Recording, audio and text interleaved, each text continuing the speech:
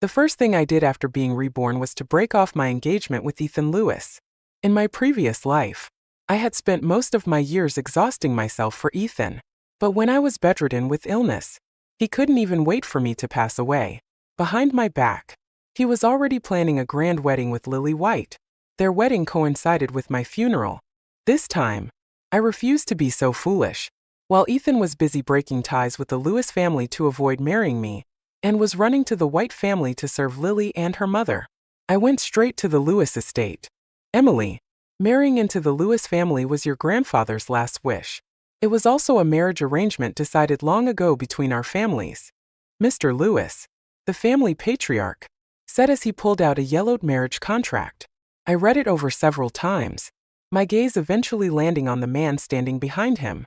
If I have to get married in half a month, then I'll marry him, I said, pointing to Liam Lewis. When I declared that I wanted to marry Liam, the entire room fell silent. Mr. Lewis looked utterly shocked. Emily, marriage isn't a joke. You and Ethan were promised to each other from birth. You grew up together as childhood sweethearts. How can you suddenly refuse to marry him, and instead say you want to marry Liam? He wasn't wrong. Since childhood, I'd known that I would grow up to become Ethan's wife. For years, my greatest wish was to marry him, but he never loved me. In my previous life, Ethan only married me because of the Lewis family's arrangements. On our wedding day, the first words he said to me were, Emily, since you insisted on marrying me, be prepared for me to never love you in this lifetime. At the time, I thought he was just angry. Surely, over time, feelings would grow. I refused to believe that after all these years, he felt nothing for me. Even after our marriage, I hoped his indifference would eventually melt away. But I was wrong. After we married, Lily moved to the South and became an unforgettable regret in his heart. Even when we were in our 60s, Ethan would sit in his study, staring at the love letters he had written to her in his youth, silently weeping. Before I died, he coldly told me, if it weren't for the promise I made to my grandfather, I would have divorced you long ago and married Lily. You ruined us. It was then I realized he didn't just fail to love me. He hated me to the core. He even went so far as to hold a grand wedding with Lily on the day of my funeral. This time, I will never repeat that mistake. Mr. Lewis, I'm not joking, I said firmly. When our families arranged this marriage, they only specified that I was to marry someone from the Lewis family. There was no rule that it had to be Ethan, was there? Liam Lewis was Mr. Lewis's youngest son, born when he was over 50 years old. He was only 5 years older than Ethan.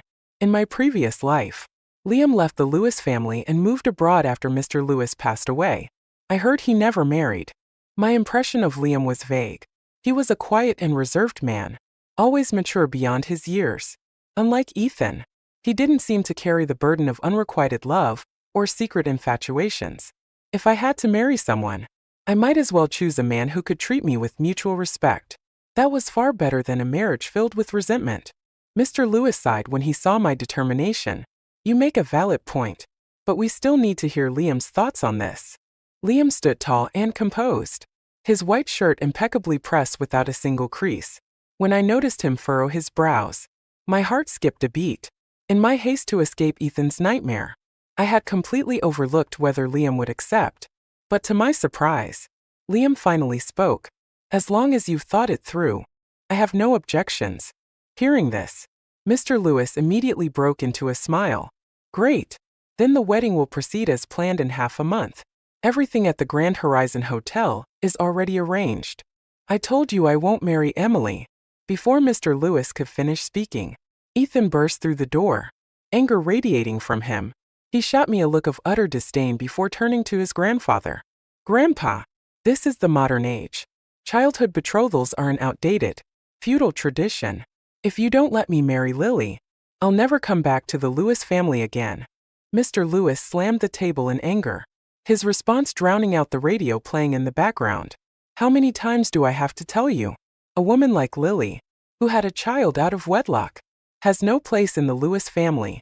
Do you have any idea how much ridicule my old comrades put me through because of your behavior? You're embarrassing this family.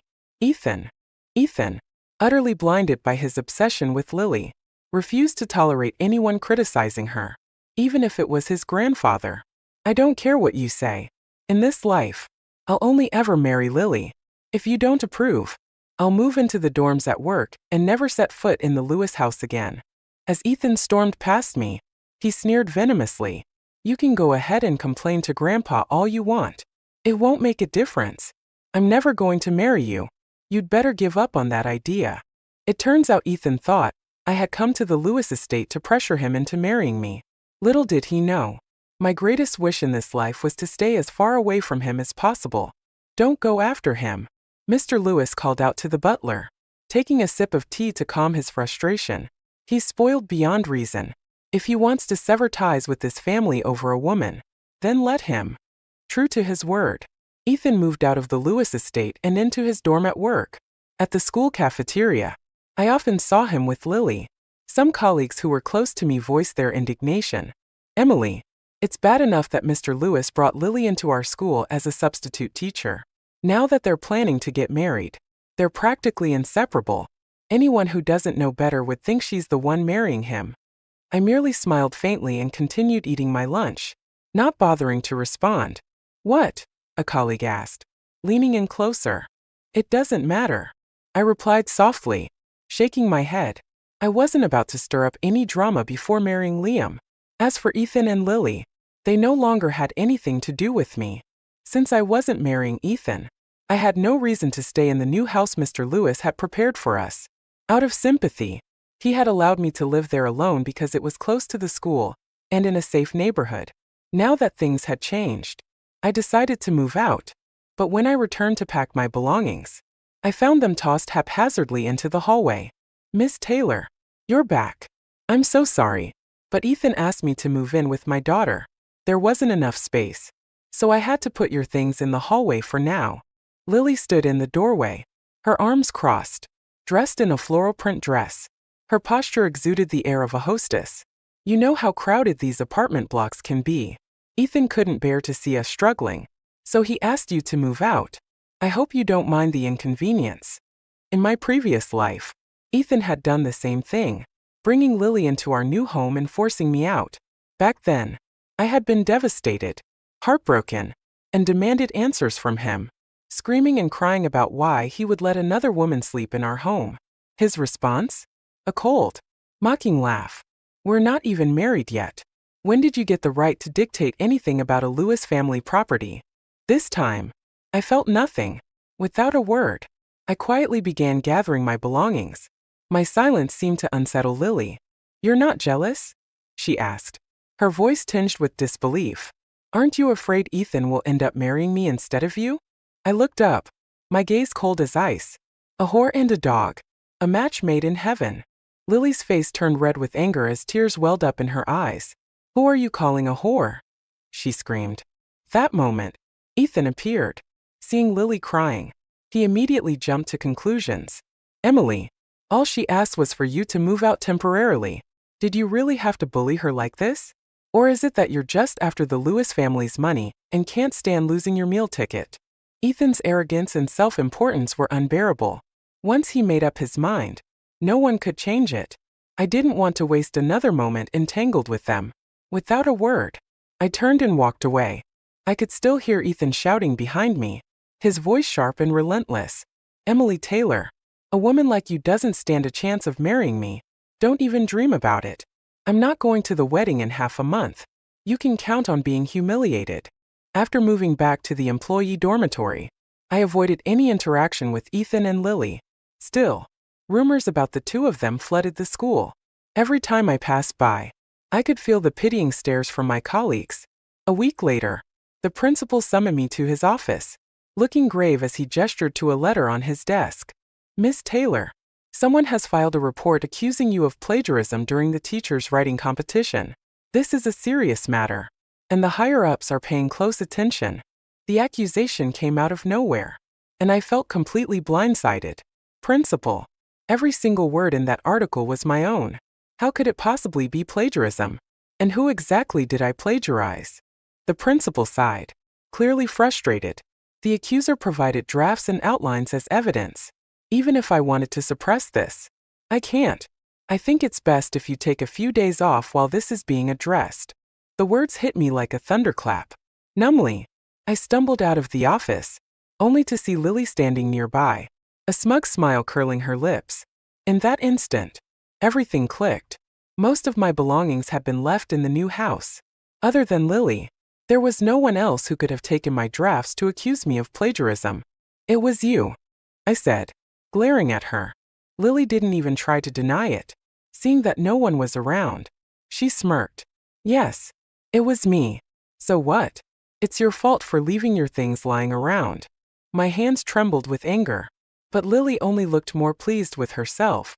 Emily, you took my man, so don't blame me for taking your job. If you don't leave, how am I supposed to get promoted from a substitute to a full-time teacher? So that's what this was all about. As I was about to argue further, the principal called her into his office, leaving me no choice but to file an appeal. However, when I brought the matter to the higher-ups, they told me, "We already have proof that your work plagiarized an original submission. All you can do now is wait for the decision." The decision came quickly. I was fired. The principal told me that if it weren't for my prior contributions to the school, they would have made an example of me in a public disciplinary meeting. How laughable. The real author was expelled, while the plagiarist basked in success and received a promotion. That same evening, Ethan held a celebratory dinner for Lily's promotion. I wasn't invited, but I went anyway. When I arrived, I picked up a glass of wine and poured its contents directly onto Lily's head. Gasps filled the room, and Ethan grabbed me, dragging me out of the restaurant. "Emily Taylor, are you insane? It's just a teaching position. Lily is a single mother. Do you know how hard her life is? Can't you just let her have it? If you still want to marry me, stop making things difficult for her." So Ethan knew all along that I was the one who had been plagiarized. In fact, it was likely that he was the one who helped Lily fabricate the evidence. Without thinking, I slapped him hard across the face. "Ethan Lewis, you make me sick. Don't worry, I wouldn't marry you in 1,000 lifetimes." Ethan, however, dismissed my words as mere spite. In his mind, he was so certain of my devotion that he believed I could never truly let him go. I thought he'd never admit fault, let alone apologize. But 3 days later, Ethan did something I never expected. He came to me to make amends. "Emily, Lily just wanted to stay at the school so badly that she acted impulsively and took your drafts. I'm here to apologize on her behalf." After being fired, I returned to my old apartment in the crowded tenement block. When Ethan came to see me, he looked uneasy standing in the bustling courtyard. "Lily's been reported for getting her position at the school through backdoor connections. I admitted to pulling some strings, but Lily has the ability to hold her position, doesn't she?" Ethan argued. "Her ability?" I scoffed coldly. "You mean the ability to accept bribes from parents or turn a blind eye to the children of wealthy families?" I stayed silent after that, simply staring at Ethan. "If you come forward and confirm that Lily wrote that article and that you plagiarized it, she'll be able to stay," he pleaded. It was the first time Ethan ever apologized to me, but it was for another woman. Worse, he had the audacity to make such a shameless request. "Get out," I said, turning my face away, unwilling to waste another word on him. The day after tomorrow was my wedding with Liam, and there was still so much to prepare. I had no time for this nonsense. Ethan, however, seemed wounded, as though his pride had been cut. "It must have been you who reported her, right?" he accused. "Emily Taylor, you're such a despicable woman. Let me tell you, if you help her this one time, I'll agree to marry you. You'd better think carefully about this."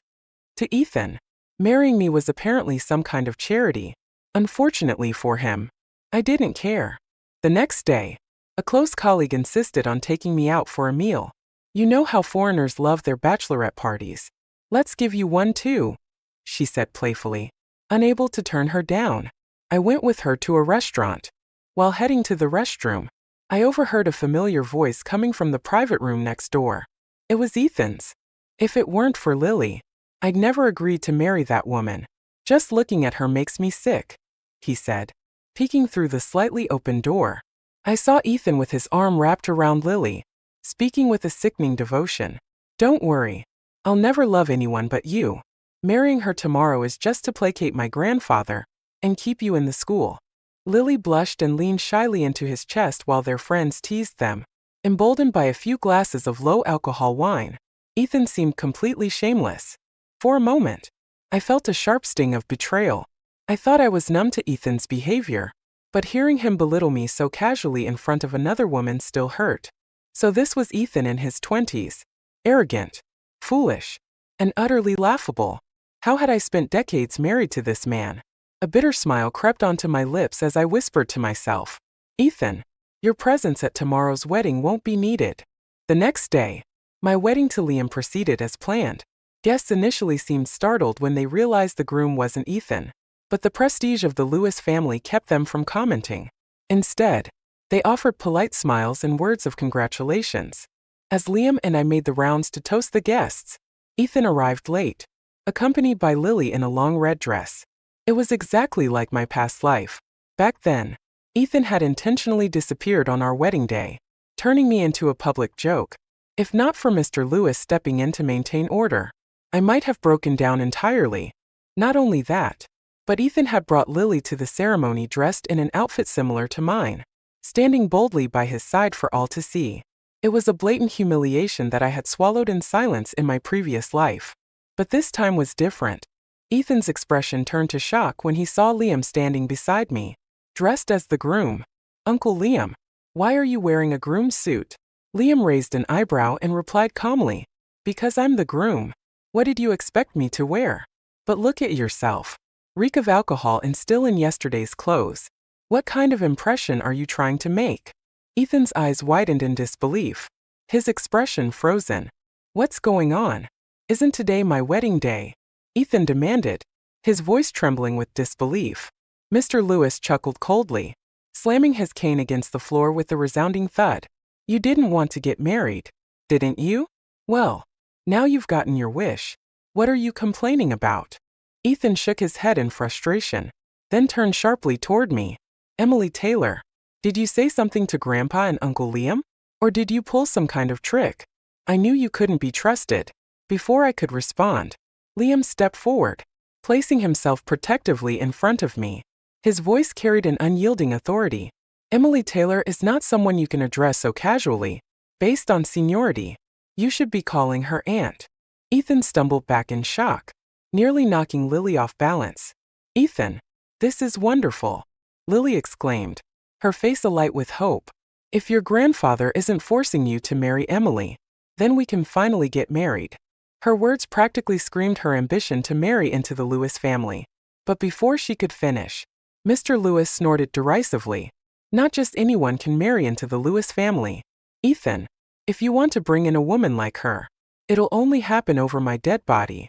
Lily's face crumpled as tears began streaming down her cheeks. She bit her lip, clearly unable to accept the humiliation. Ethan, you promised to marry me. How can you let your family insult me like this? Ethan hesitated, caught between Lily's pleas and his grandfather's unyielding stance. The surrounding guests began whispering, pointing at Lily. Isn't she that girl from the White family? Didn't she run off with some man years ago and come back pregnant? I heard her parents were so furious they passed away. And now she wants to marry into the Lewis family? Doesn't she know her place? Lily's face flushed an angry red. Stamping her foot, she turned and ran out, covering her face with her hands. Only then did Ethan seem to snap out of his daze. He turned to Mr. Lewis, demanding, why didn't anyone tell me the groom had changed? Why wasn't I informed? Mr. Lewis glared at him, his tone icy.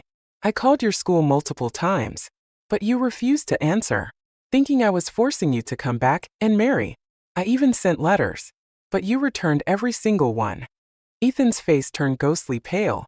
Ethan stood frozen in place, unsure of what to do. In the end, he chose to chase after Lily. Fortunately, the unpleasant disruption didn't affect the overall flow of the wedding. That evening, I sat on the bed draped in bright red sheets, my face burning as I finally voiced a question that had been bothering me. Was it you who reported Lily to the higher-ups? There was no one else who could have intervened so decisively. Only Liam had the power and connections to ensure Lily was removed from the school. Liam nodded quietly, his expression calm as ever. You married me. I won't let you be wronged again. I've also spoken to the school. If you want, you can return to teaching whenever you're ready. His words warmed my heart. But this time, I hesitated. It wasn't because I'd have to face Ethan at school. In my previous life, I'd worked there until retirement, only to realize I didn't truly love teaching. I'd like to try applying to a newspaper instead, I confessed, voicing the thought that had been on my mind. I worried Liam, like many men, might disapprove of his wife working outside after marriage. But to my surprise, Liam simply said, "Do whatever you like. If that's what makes you happy, go for it. If it doesn't work out, I'm here for you." Encouraged by his support, I carefully slipped my prepared manuscript into a narrow slot on the mailbox. If the submission was accepted, it would give me an edge in the newspaper's interview process. As I walked past the department store, I suddenly remembered that Liam seemed to own nothing but white shirts, so I decided to pick out some fabric for him. To my dismay, I ran into Ethan and Lily at the fabric shop. Lily was clinging to Ethan's arm, pointing at the fabric I had just chosen. "This one. Wrap it up for me," she told the shop assistant. My mood instantly soured. Even the fabric I had admired moments ago now seemed dull and unappealing. I quietly slipped the fabric coupon back into my pocket, then turned to the shop assistant with a polite smile. "Give it to her. Some people just enjoy taking what others don't want." Lily bristled like a cat whose tail had been stepped on. "Don't act so high and mighty just because you can't have him. You didn't seem so dignified when you were chasing after Ethan like a lovesick puppy." I glanced at Ethan, looking him up and down with a faint smirk. Charming, isn't he? Ethan, who had remained silent until now, suddenly looked grim. "Emily Taylor, don't think you're so special just because you married my uncle. You only managed that because of that old marriage contract. Lily's different. She loves me for who I am and doesn't care about my family's wealth."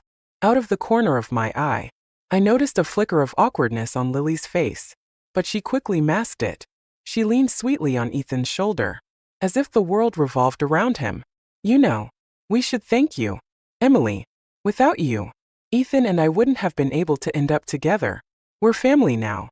When the baby arrives, don't forget to come to the celebration." Lily gently placed a hand on her stomach, her expression glowing with mock maternal affection. She was trying to provoke me, but her intentions were transparent. It was clear she was hoping to use the baby to secure her place in the Lewis family. I couldn't help but sneer. And here I thought dogs might change their ways. Is having a child out of wedlock supposed to be something to brag about? A few years ago, both of you would have been thrown into jail for this. With that, I walked past them without another word. True to form, it wasn't long before Ethan started pestering Mr. Lewis to let him marry Lily. "I've already told you, as long as I'm alive, that woman will never set foot in my house," Mr. Lewis roared, his anger making him short of breath. Ethan, however, was as stubborn as ever. "Grandpa, it's the modern age. People believe in free love now. Besides, Lily is carrying my child. That baby is a member of the Lewis family." Instead of softening, Mr. Lewis grew even angrier. "A child conceived out of wedlock? That's nothing but a bastard. How did our family raise someone as shameless as you?" His fury boiled over, and he struck Ethan's leg with his cane. "If you're so determined to marry her, then get out of my house and don't ever come back." Ethan was kicked out of the Lewis estate, and he ended up holding a small wedding with Lily in the house that was once supposed to be ours. The only attendees were his drinking buddies. Ethan had always basked in the respect others showed him as a Lewis, but now that he had severed ties with the family, people stopped treating him with the same regard. Even Lily soon began complaining incessantly.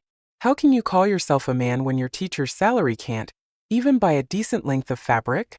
Her nagging grew worse as time went on.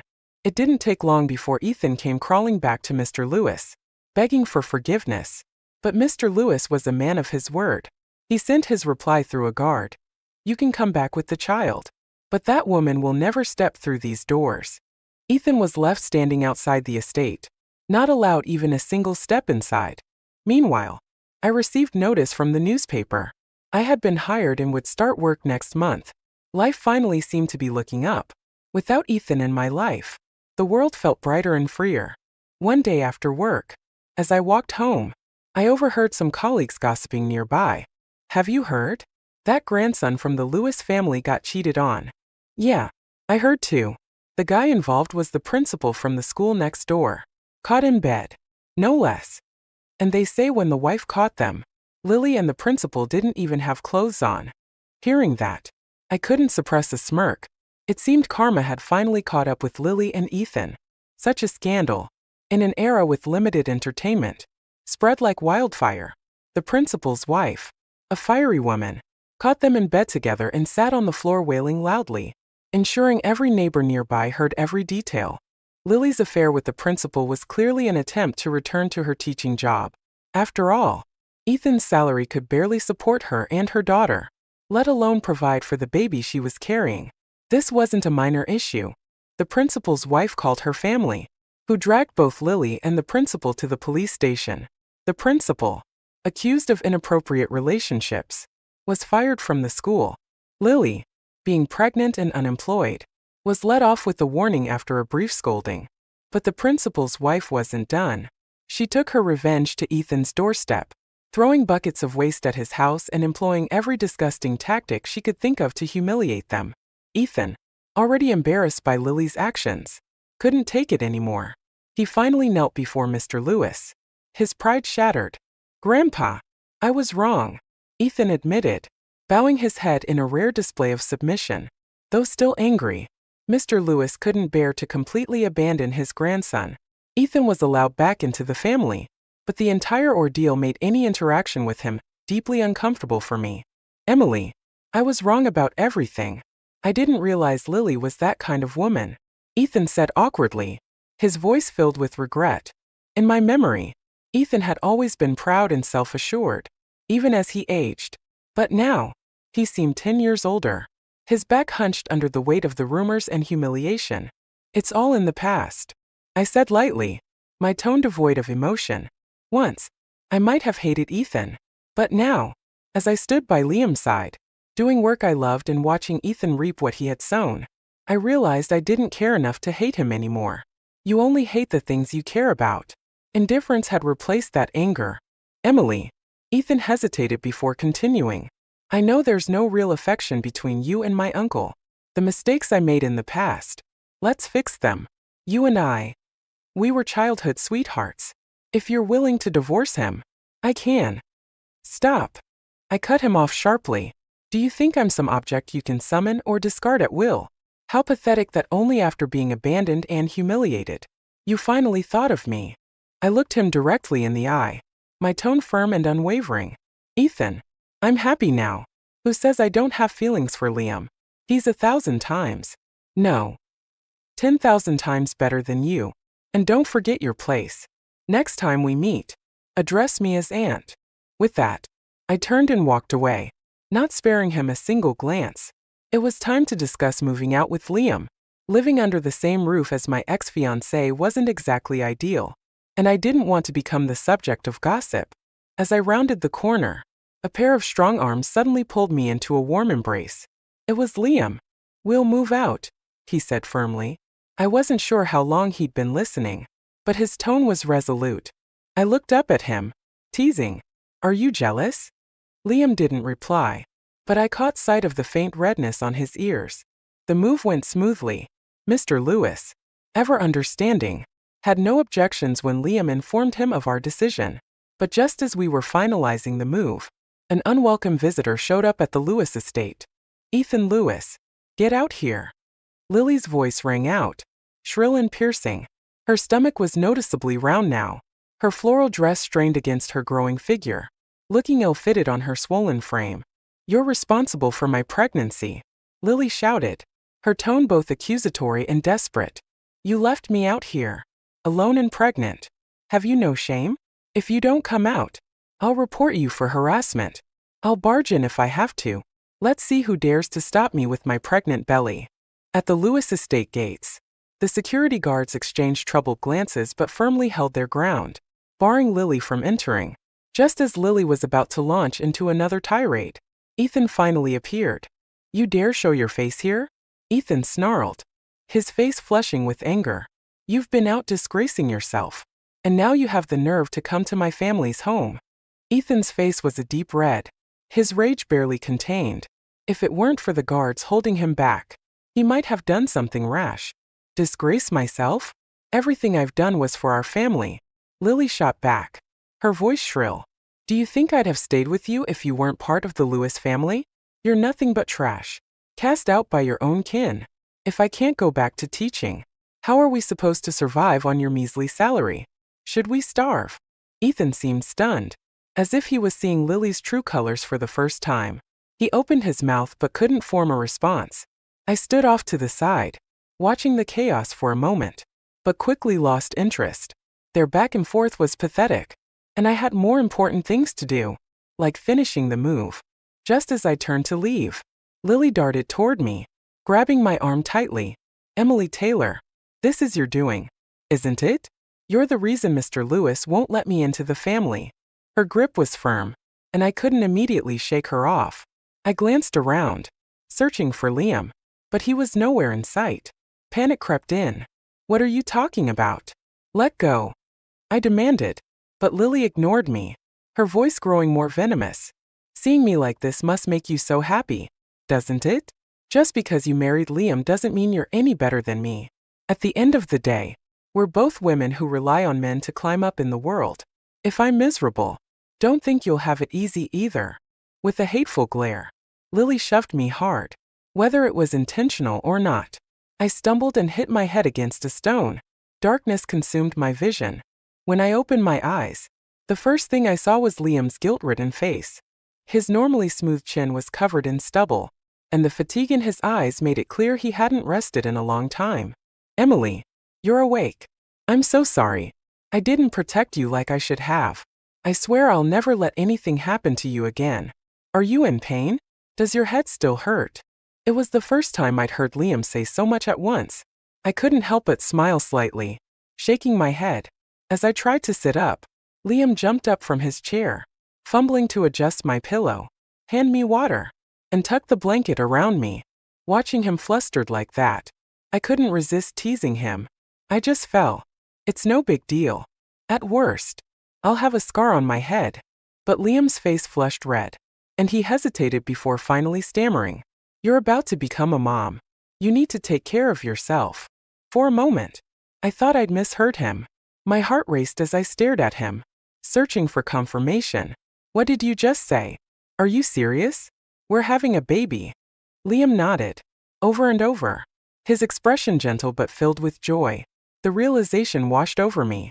I was pregnant. For the first time in 2 lifetimes. I was going to be a mother. Happiness surged through me, almost surreal in its intensity. That bliss was interrupted by a knock at the door. Uncle Liam, I need to talk to her. Ethan's voice called out from outside. Liam looked at me, silently asking for permission. I gave him a reassuring nod, and he reluctantly left the room. Before he closed the door, I noticed the edge of Ethan's coat peeking around the corner. Emily, I'm sorry, Ethan said as he stepped in, his voice heavy with guilt. I never imagined she would hurt you like that. I stayed silent, watching him with an unreadable expression as he continued. I know I've done so many things to hurt you in the past. These past few days, I've been reflecting on everything that happened between us and finally realized your worth. But now, it's too late. The words Ethan spoke barely registered with me. I had already said everything I needed to during our last conversation. He should know by now that once I make a decision, I don't change my mind, especially now that I'm carrying Liam's child. So his visit clearly wasn't just about an apology. Seeing that I remained silent, Ethan finally revealed the true reason for his visit. I know you won't forgive me, but I'm begging you. Please help Lily. Grandpa is furious, and her life is going to be miserable from now on. But she's pregnant with my child. That baby is a Lewis. Please, Emily, I'm asking you to talk to Grandpa on her behalf. His face was etched with pain. His eyes filled with desperation as he pleaded with me. Please, Emily, I swear I'll make it up to you. Looking at him, I couldn't help but feel a flicker of pity. Ethan wasn't just betrayed. He had been made a complete fool. But my sympathy didn't extend to protecting his so-called innocence. I let out a faint chuckle, which seemed to light a flicker of hope in Ethan's eyes. However, my next words extinguished it completely. Since you're my nephew, I'll give you some advice as an elder. You should get a paternity test. And if that's not possible, maybe you should have your own health checked. I paused, remembering how in my previous life, despite Ethan's lack of affection for me, we still had the closeness of a married couple. Yet, we never had children. Not because of me, but because of him. He was infertile. So when I learned of Lily's pregnancy back then, I knew immediately that Ethan had been thoroughly deceived. In the past, I chose to stay silent, thinking it wasn't my problem. But now that Lily had come after me, I saw no reason to hold back. Ethan's eyes widened in disbelief at my words. He stammered, questioning why I would say such a thing. At first, he dismissed it as nonsense. But as he continued to press me for answers, I stayed silent. The more I refused to elaborate, the more shaken he became. Eventually, he lost all composure and ran out like a madman. The next time I heard Ethan's name, it was in the newspaper. He had killed Lily. In the very house that was once meant for our marriage, he had lit a brazier and died alongside her.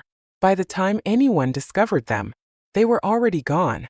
Ethan likely wouldn't have resorted to such an extreme measure, but when he confronted Lily, she shouted about his infertility for the entire neighborhood to hear.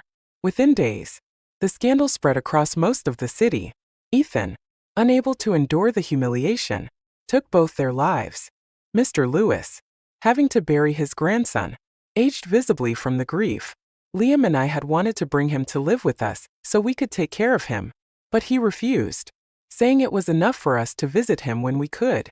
And then, my young granddaughter tilted her head, her pigtails bouncing against her shoulders, looking absolutely adorable. Before I could finish the story, a voice called out from the kitchen, "Stop telling stories and come eat. I made your favorite, sweet and sour fish." I smiled, brushing a hand gently against my granddaughter's cheek. "And then Grandpa called us to dinner," I said, taking her tiny hand in mine as we walked toward the living room. There, I saw Liam holding a platter of sweet and sour fish, smiling warmly at me.